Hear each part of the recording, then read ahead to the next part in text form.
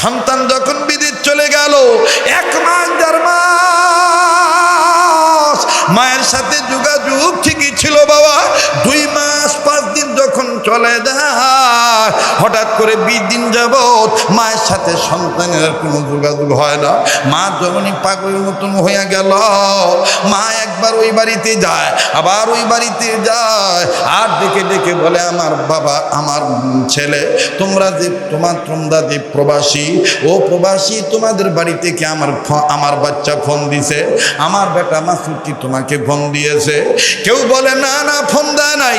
আরে বন্ধু, এই বৃদ্ধা মা প্রবাসী সন্তানের খবর না পাওয়ার কারণে, 20 দিন কথা না বলার কারণে মার কলিজা আগুন লেগে গেছে।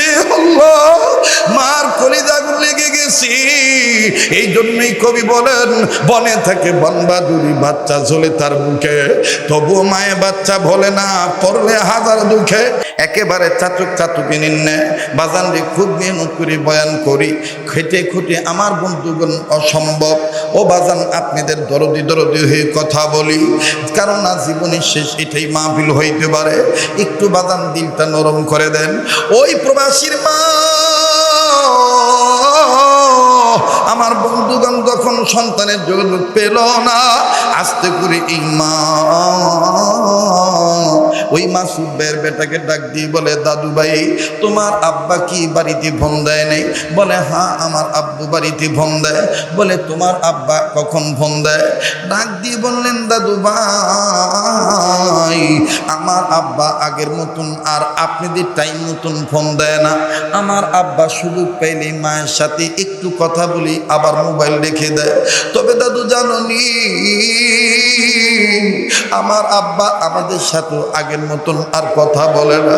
কি জানি আব্বা রয়েছে, আব্বার কথার মধ্যে কেমন জানি কান্না কান্না ভাব বোঝা যায়। আরে বন্ধু, মা, দাদু দাদু দাদু, এই মা যদিও প্রবাসী সন্তানের মা, কিন্তু নাতির কাছ থেকে কথা শুনিয়া মহিলা কান্দার ডাক দিয়ে বলে, দাদু ভাই, তোর আব্বাকে নিয়ে 20 দিন আগে আমি একটা খুব খারাপ স্বপ্ন দেখছি রে দাদু ভাই। ও দাদু ভাই, এই স্বপ্নটা দেখার পর থেকে আমার আর শান্তি নাই।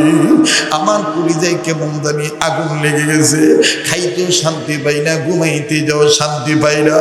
আর সেগুয়া বাজার এলাকার বাপ ভাইরা, এ ধর্মকাম এলাকার বাবারা ভাইরা, পর্দার অন্তরে মা বোনেরা, দেখো মা কাকে বলে। মা মা মা মা কাকে বলে? কবি বলেছেন, বনে থাকে বনবাদুরি, বাচ্চা ঝোলে তার বুকে, তবু মায়ে বাচ্চা বলে না, পরলে হাজার দুঃখে। বিদেশেতে যদি কারো সন্তান মারা যায়, পশুপক্ষী না জানিতে জানে তাহার মা। এইবার নাতি ডাক দিয়ে বললেন, দাদু ভাই, আমার আব্বাকে নিয়ে তুমি কি খারাপ স্বপ্ন দেখছি একটু বলো। দাদু ডাক দিয়ে বলতেছেন, দাদু ভাই, না না, আমি তোমাকে বলবো না। তবে রে দাদু ভাই, তুমি আমার কি একটা উপকার করতে পারবো? তোমার আব্বা যখন আজকে রাত্রে ফোন দিবে, তোমার আব্বার মোবাইলটা আমার কাছে এনে দিবা। আমি তোমার আব্বুকে খালি জিজ্ঞাসা করে দেখবো, ও বেটা তুই কেমন আছিস, তোর শরীরটা কেমন? ও দাদু, তোমার মাকে তুমি বলে দিও আমি দুনিয়ার কোনো কিছু চাওয়ার জন্য তোমার বাপের সাথে কথা বলবো না। বাইরে বৃদ্ধ মা এইভাবে কান্দার বলে, নাতি দেখলো দাদি কান্দে, ঠিক আছে দাদু, তোমার কাছে আব্বুর মোবাইল আমি এনে দেবো। এবার বাজার লম্বা কথা সংক্ষেপ করে দিলাম রে বাবা। রাত্র যখন গভীর হয়ে যায়, ঠিকই সিঙ্গাপুর প্রবাসী এই মাসুদ ছেলেরা যখন ফোন দিল, বিবির সাথে কথা বলল, সন্তান মাকে ডাক দিয়ে বললেন, মা গো, দাদু ভাই আব্বুর সাথে কথা বলার জন্য কান্দে। আব্বুরে নিয়ে দাদু নাকি খারাপ স্বপ্ন দেখছে, দাদু ঠিক মতন খাইতে পারে না, মোবাইলটা দাও গো মা, আমি কথা দিয়েছি দাদুর কাছে আব্বুর মোবাইলটা নিয়ে দেবো, আব্বুর সাথে দাদুর কথা বলে দেবো, দাও না মা দাও। বাজান রে, মা মাসুদ ভাইয়ের স্ত্রী মাসুদ ভাইয়ের ছেলেকে মোবাইলটা দিল।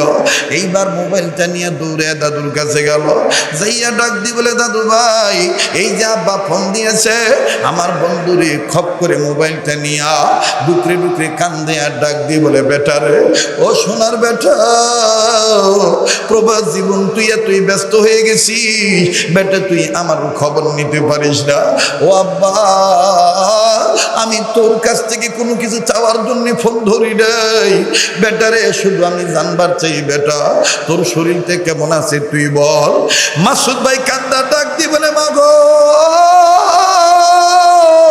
তুমি কান্দো কেন, তুমি আগে বলো তোমার কি হয়েছে মা। মাসুদ ভাইয়ের মা কান্দার ডাক দি বলে, বেটা রে, আমার কান্নার কারণ হইল আমি তোরে নিয়ে 20 দিন আগে খুব একটা খারাপ স্বপ্ন দেখছি। মাসুদ ভাই বলে, কি স্বপ্ন দেখছো বলো। মা কান্দার ডাক দি বলে, আব্বা আমি স্বপ্ন দেখতে পাইছি, আব্বা রে তোর 2টা পায়ের একটা পাও ভাঙা গেছে, তোর পায়ে ব্যান্ডেজ করে বাঁধা আছে, আব্বা তুই নড়াচড়া করতে পারিস না। ও বাবা, জানি না সত্য মিথ্যা কিছুই বলতে পারবো না, এটা আমি স্বপ্নে দেখছি বাবা। এই স্বপ্ন দেখার পর থেকে বাবা আমার খাওয়া দাওয়া বন্ধ হয়ে গেছে, আর তোর সাথে যোগাযোগ বন্ধ হয়ে গেছে। আসলে বল বেটা তুই কেমন আছিস। মাসুদ ভাই কান্দার ডাক দিয়ে বলে, মা গো আসলেই তো আমি 20 দিন ধরে পঙ্গু হয়ে পড়ে আছি, তবে রে মা আমি কাউরে বলি নাই। মা তুই জানলি কেমনে, মা তোরে কে জানাইলো মা। মাসুদ ভাইয়ের মা কান্দার ডাক দি বলে, সোনার বেটা আগে তুই বল তোর কেমনে পায়ের ক্ষতি হয়েছে। মাসুদ ভাইয়ের মায়ের কথার প্রতি উত্তরে মাসুদ ভাই কান্দে আর ডাক দিয়ে বলে, প্রবাসী মাসুদ বলে, মা গো কনস্ট্রাকশনের কাজ আমার তেমন জানা ছিল না, ওজনদার বস্তু মাথায় নিয়ে নিচতলা থেকে দুতলায় উঠতে গেছি, আমি পা পিছলে পড়ে গেছি, আমার পায়ের হাঁটুর হাড্ডি ভেঙে গেছে, ডাক্তার বলেছে 120 দিন সময় লাগবে, তার মানে 4 মাসের মধ্যে নাকি ভাঙ্গা হাড্ডি জোড়া লাগবে। মা আমি মনে মনে সিদ্ধান্ত নিয়েছি আমি এই কথাটা আমার মাকে বলবো না। আমার মা, যেই মা আমার খবর না নিয়ে ঘুমায় না, এই মায়ের যদি বলি আমার পা ভেঙে গেছে, আমার মা খাওয়া দাওয়া বাদ দিয়ে দিবি, আমার চিন্তায় মা জননী আমার মারা যাবে। মারে আমি এইতে তুই কষ্ট পাবি বদি, কষ্ট পাবি বিধি তোরে বলি নেই, আমার ছেলে মেয়েকে বলি নেই, আমার বিবিরও বলি না, কিন্তু তুই জানলি কেমনে মা। মা ডাক দিয়ে বললো, বাবা মাসুদ তোমার নারের তারের সাথে আল্লাহর দয়া, আমি মায়ের নারের তারের সাথে তোমার সংযোগ আল্লাহ দিয়া দিছে। তুমি যদি 1000 মাইল দূরেও থাকো, তুমি যদি 500 মাইল দূরেও থাকো, সন্তানের বিপদের খবর পৃথিবীর সবাই জানার আগে আল্লাহ তাআলা সন্তানের বিপদের খবর মায়ের কলিজায় জানাইয়া দেয়। কথা বলেন ঠিক না বেঠি। লা ইলাহা ইল্লাল্লাহ, জোরে লা ইলাহা ইল্লাল্লাহু ইল্লাল্লাহ ইল্লাল্লাহু ইল্লাল্লাহ, লা ইলাহা ইল্লাল্লাহ, লা ইলাহা,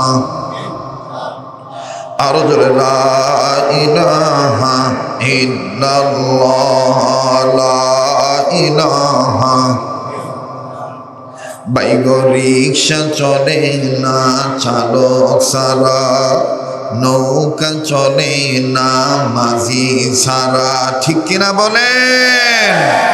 রিক্সা চলে না চালক সারা, নৌকা চলে না মাঝি সারা, দুনিয়া চলে না আল্লাহ ছাড়া, জোরে দুনিয়া চলে না।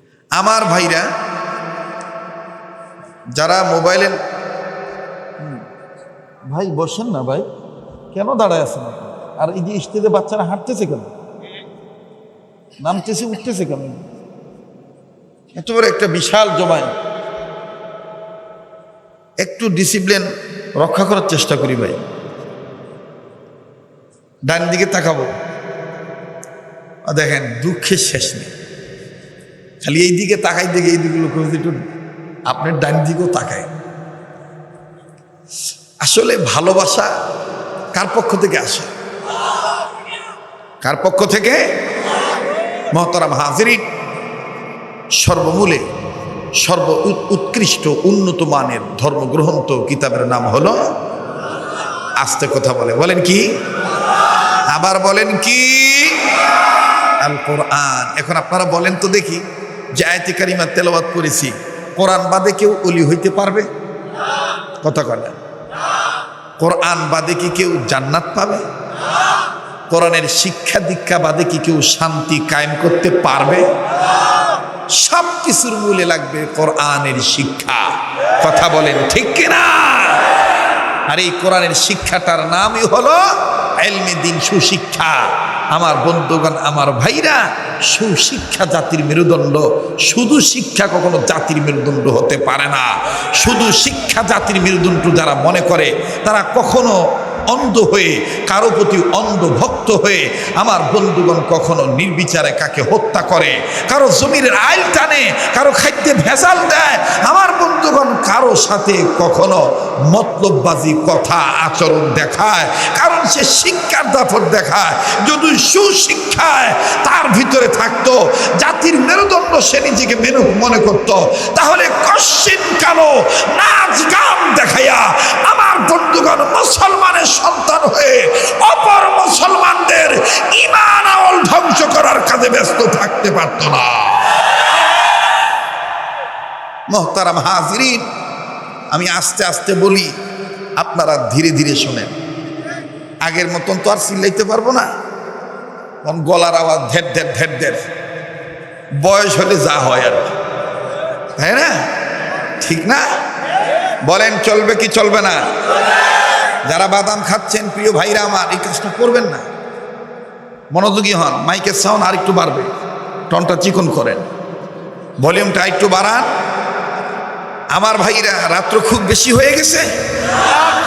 গত বছর তো 1টা বাজেও মেহমান উঠছিলেন, 1টার কাছাকাছি, কথা কয় না।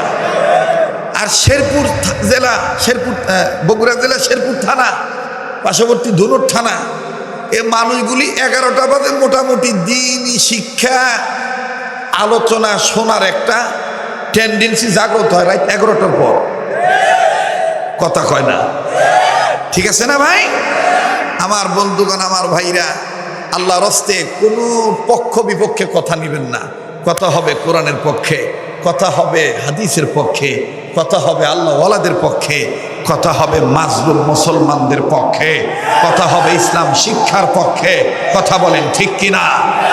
আর এই পক্ষ অবলম্বন করতে যে যদি আমার প্রতি অনাকাঙ্ক্ষিত হামলা চলে আসে, ঝামেলায় ফালাইতে পারে, পূর্বেও বলেছি এখনো বলি, আমরা কশ্চিন কালেও হামলা, ঝামেলা, মামলা, ইভেন কোন উঁচু তবকার আমলাকে ভয় করে জান্নাতি কামলা হওয়া বাদ দিতে রাজি না।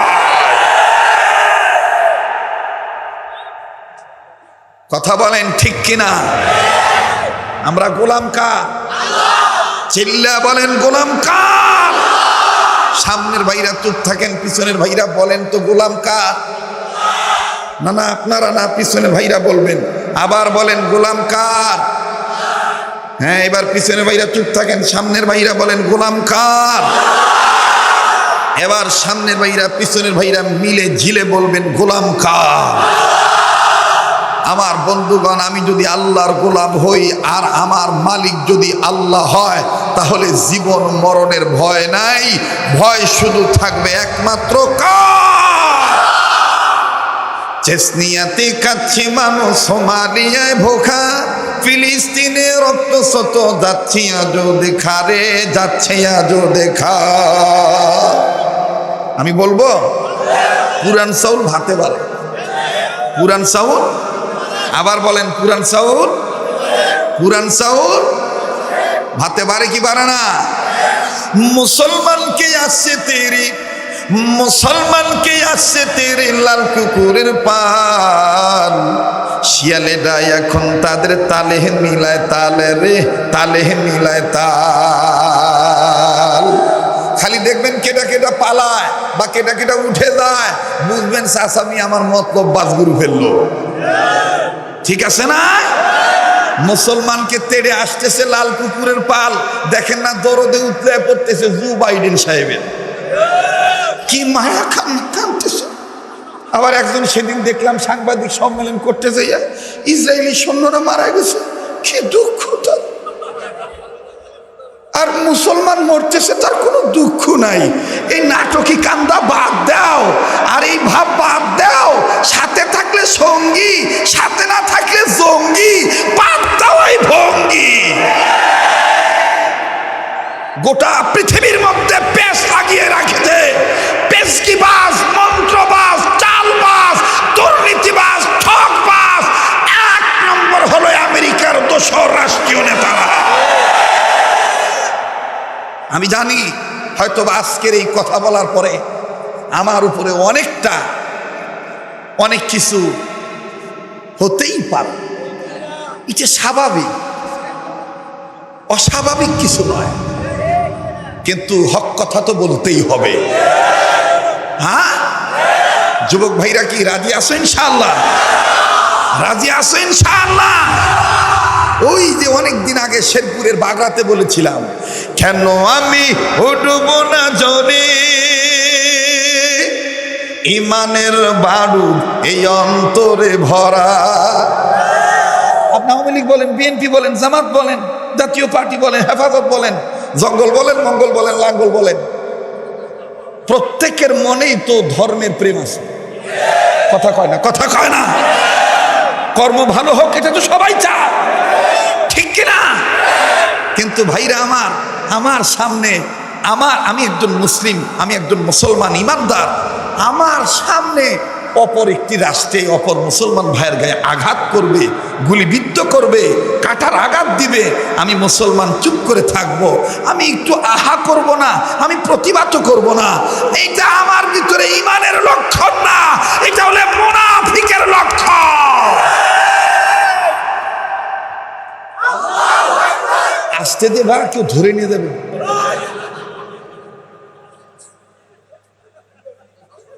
ওই তকবীর দিয়ে আবার মাথা নিচু করছে, মানে কি যে এক ভয়।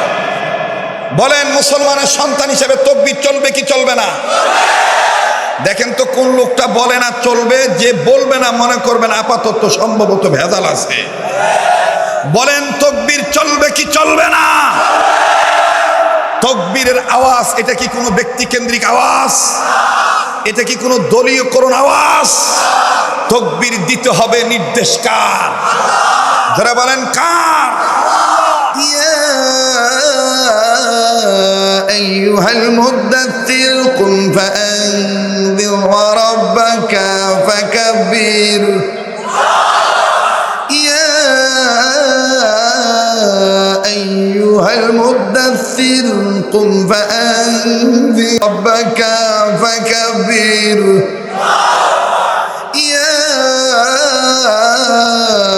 أيها المدثر قم فأنذر وربك فكبر بحر दिन वा बहर दुनिया बहर नाम अल्लाह अल्लाह कर दबाया दुआ सलाम बहर दिन वा बहर दुनिया बहर नाम अल्लाह अल्लाह कर दबाया दुआ सलाम अल्लाह अल्लाह क्या मुबारक नाम है अल्लाह अल्लाह मोमिनों का मुजाहिदों का और गुलामों का काम है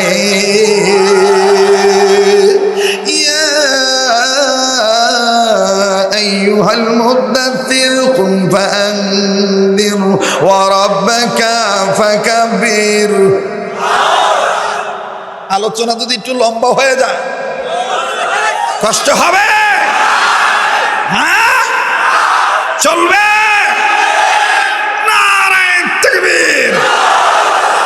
আল কোরআনের আলো,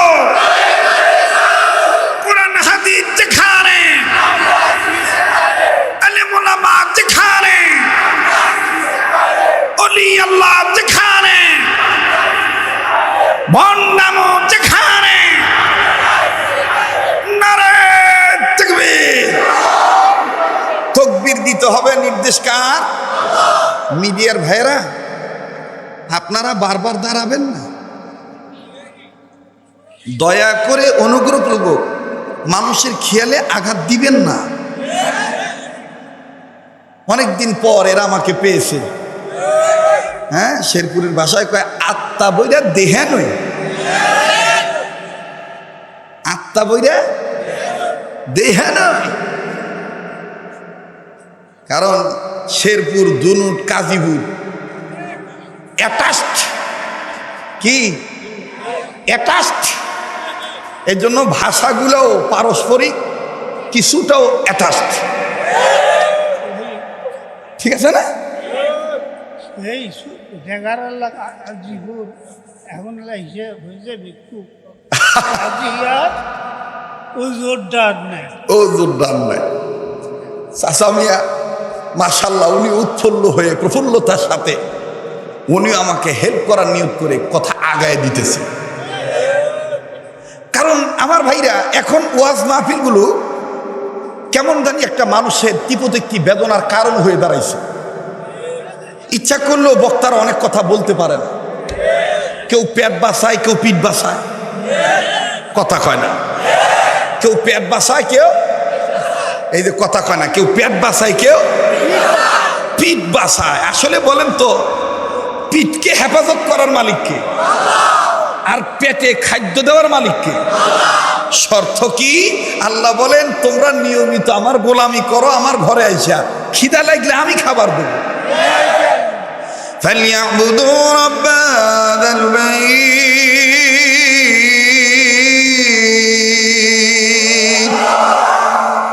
ফালিয়াবুদু রাব্ব হাযাল বাইত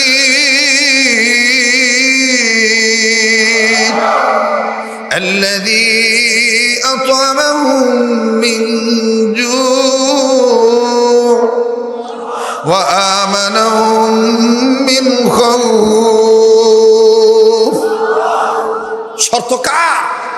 আল্লাহ বলেন তোমরা নিয়মিত আমার ঘরে যাতায়াত করো, আমার বাইতুল্লাহে আসো, আমার গোলামি করো। যদি এটা করতে পারো তাহলে তোমার খিদা লাগলে খাদ্য আমি দেব, নিরাপত্তার চাদর দিয়ে আদর করে সর্বোপরি বহিরাগত দেশীয় আক্রমণের আক্রান্ত থেকে আমি